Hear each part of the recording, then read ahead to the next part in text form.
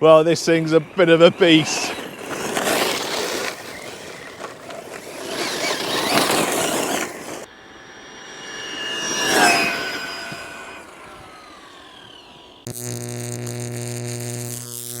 Guys, welcome to the channel. In today's video we have got this little bit, well, it's not a little beast, 1/8 scale 6S buggy from Corally. It's the RADIX 6 and I must admit it looks awesome. Not only the best buggy I've seen in 2021 but 2020, 2019, 2008. This thing looks so fast and aggressive and just really cool. Let's get a little bit closer, let's have a look at it, let's see what you get. And then we're going to take it out and give it a little run. This is my first Team Corally, or Corally, however you want to pronounce it. First one, very, very nice. RADIX 6. They also do a RADIX 4, which is a bit cheaper than this. It has got a lot of nice features on it. Big bore alloy shocks, heavy duty steel alloy hybrid centre diff. So no plastic diff case on that. That's got a metal case, metal gears, bearings throughout, CVDs, oversized nylon composite parts, CNC machined motor slider as well, motor mount, very, very good. 4 and 5mm CNC machined shock towers as well. This is what I'm interested in, up to 70 mile an hour. I think that 70 mile an hour is with a slightly different pinion, so slightly higher gearing. And obviously dependent on your batteries, but I have seen that these do about 60 straight out of the box. We're going to take this out and give it a speed run. The weather is absolutely crap at the moment in the UK. I know it's an off-road buggy. I don't want to get it plastered in grass and muck and mud straight away. I want to wait for it to dry up a little bit, or at least if it gets really cold we can take it out on the frozen ground. But for now, quick overview, have a good look at it. Going to charge a couple of 3S batteries, so we can run it 6S. We're going to take it out and we're going to see how fast this thing goes. And then on another video, I'm going to take it out and give it a good, proper bashing. I'm not sure how well it comes off on camera, but it is. I mean, I'm going to keep saying it. It's so nice. It just looks really, really nice. It's got some cool little features on the body. There's some with the body on. There's just, I don't know if you can see it. There's a little clip there. It slides in. Keeps the body held on there. So Vas from Aussie RC Playground, when he unboxed his, he mentioned these, and I agree. Just by putting raised body clips on, along with the little lanyard, it just makes it so much easier to pull them out without snapping this off. One of my little bugbears on some of the Arrmas is trying to get the body clips out on these little lanyards, trying to get the body clips out, especially when your hands are cold. You just can't get the grip. So raising the body pins, very good little touch. The body is pretty thin, but it's on a buggy, so there's not many places. If you roll it, you'll hit this bit or you'll hit the top of there. Protection from the sides of your wheel, so you're not going to really damage it that much unless you're properly sending it. There is nothing like a brand new RC, is there? Look at it. This is all going to get dirty and wet. So I don't want to take it out. Being that this is my first Corally, I'm not 100% sure on all the changes. I have looked, like I said, I've watched Aussie RC Playgrounds unboxing. I've seen a few others as well. I've looked at all the details, and there are a few changes to this compared to some of the version 1. This is the first RADIX 6. This is a V1 RADIX 6, but is it RADIX or RADIX? I might have been saying it wrong. I don't know, RADIX. Anyway, this is a V1, but it's upgraded to like the V2 specs. And I think, now there might be a few other things. There's a support plate across there, so you've got an alloy plate across the front there. These are changed from adjustable to fixed. Now, that may annoy some people. I believe they've also got a metal insert through there to make them a bit stronger. Rear spoiler mount has been beefed up.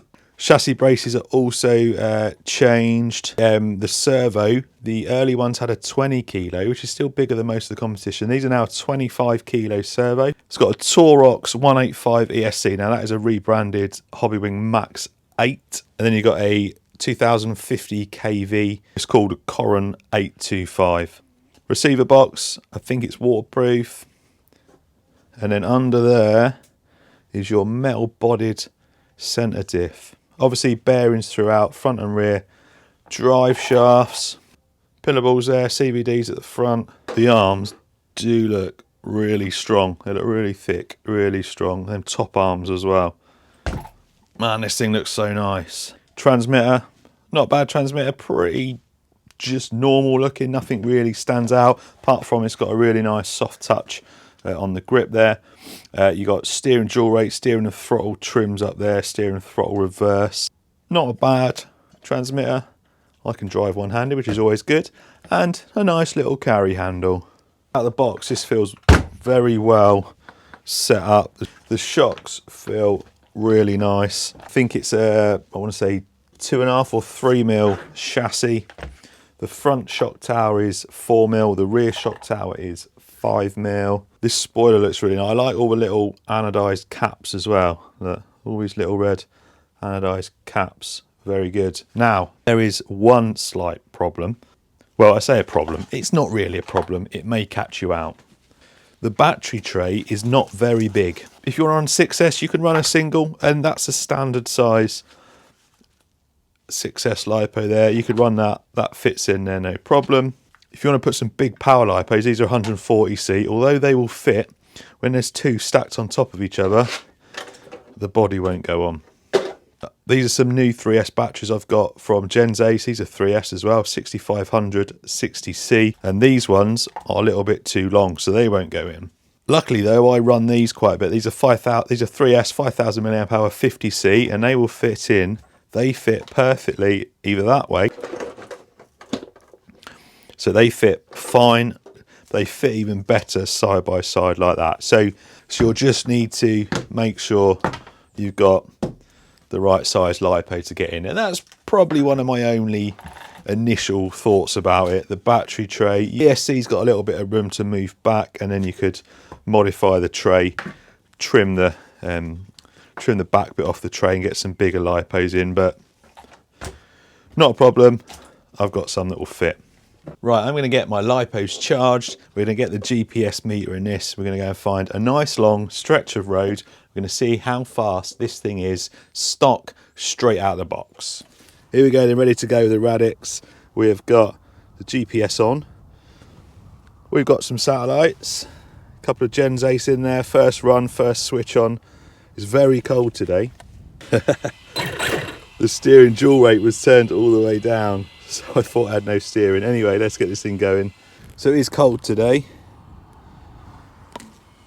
but I still think we should be good for over 50. It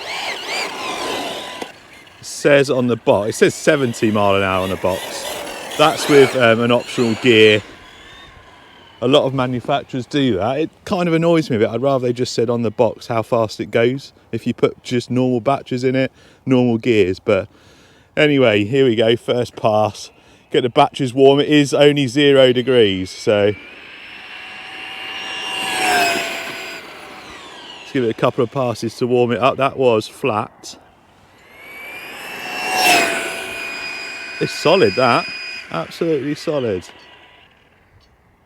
Doesn't look like over 50 to me though with my calibrated eye,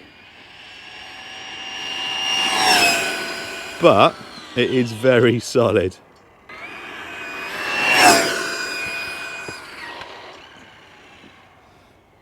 Right, let's bring it in.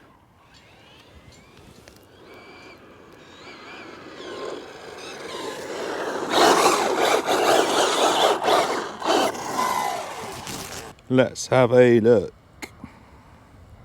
53, not bad. Like I said, it's 0, or it's about 1 degree. Just keep running it up and down. I know these do a little bit more than that. Stock out the box.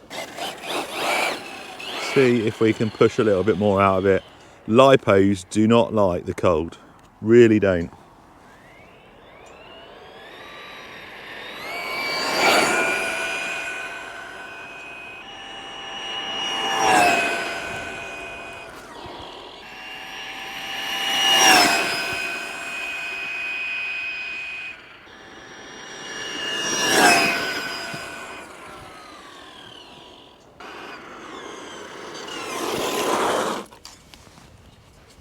What we saying? 55. So yeah, it is increasing slightly.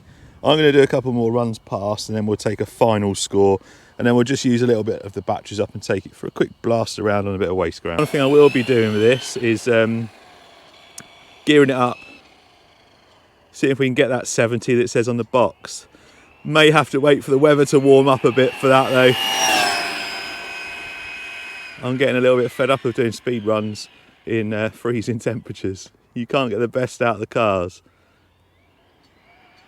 But this is definitely going to be good for 70. And being how solid it is, I know I've said that about 5 times now, being how solid and planted it is, 70 mile an hour in this is going to be a doddle.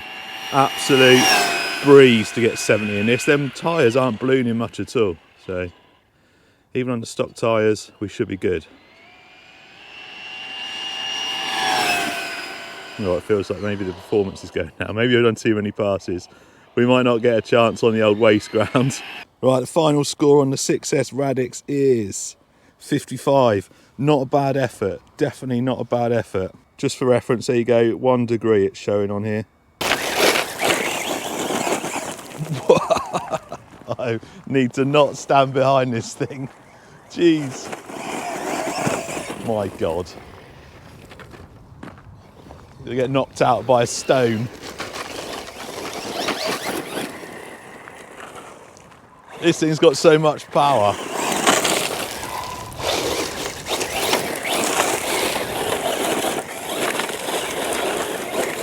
Not the best terrain for it here. This needs to be on a dirt track, BMX track. I'm not sure about a skate park. I'm sure it would take a skate park, but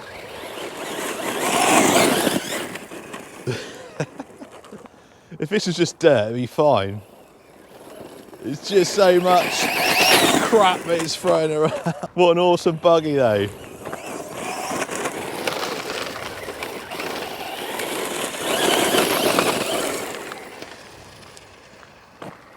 That chassis is not going to be nice and shiny anymore, is it? Not a chance.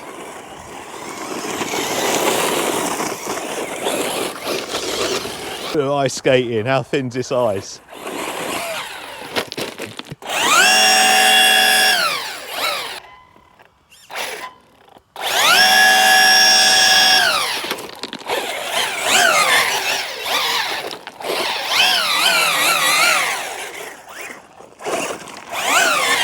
Radix on ice.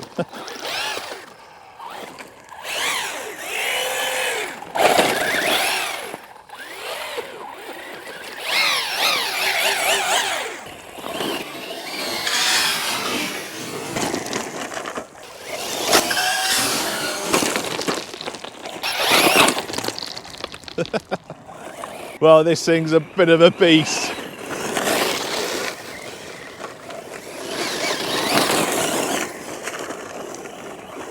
And I think it's going to do well in the 1/8 buggy market. There's a bit of a basher, or buggy basher. Anyway, it definitely gets a thumbs up from me. Pretty much, I had a Typhon last year. That was just as crazy. Ouch, that hurt. Just as crazy as this.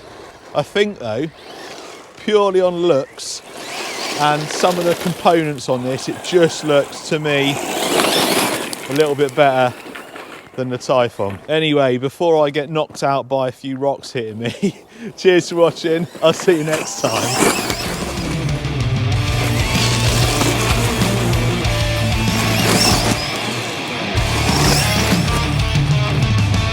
Poor chassis.